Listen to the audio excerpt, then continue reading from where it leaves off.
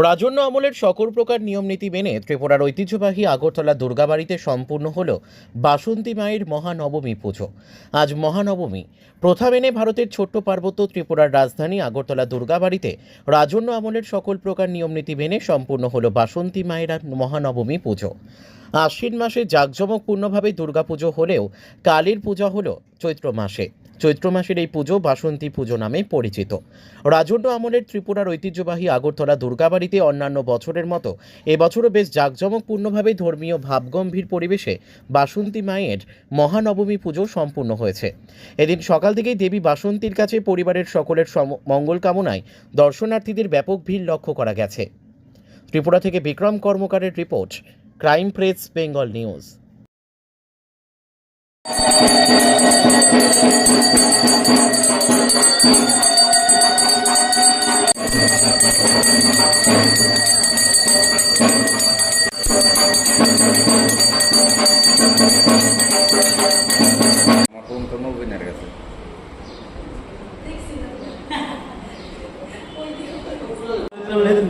আমার কাছে অহনো কিছু আছে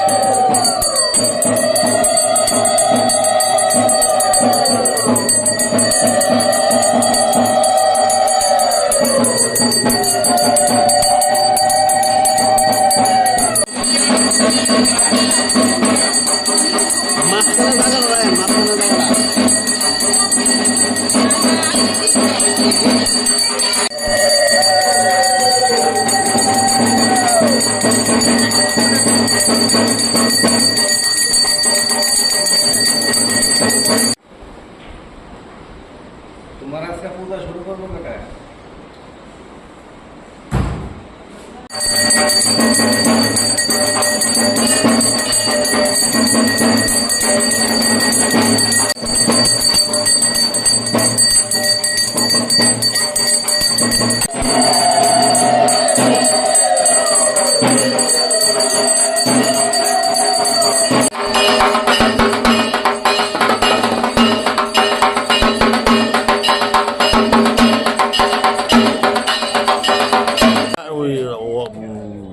পশ্চিমী এই রাজ্যের এগুলো এখানে এসছে রামনবমী আশ্বিনে হয়, শারদীয়ায় হয় রামনবমী, আর এটা হলো অশোকাষ্টমী।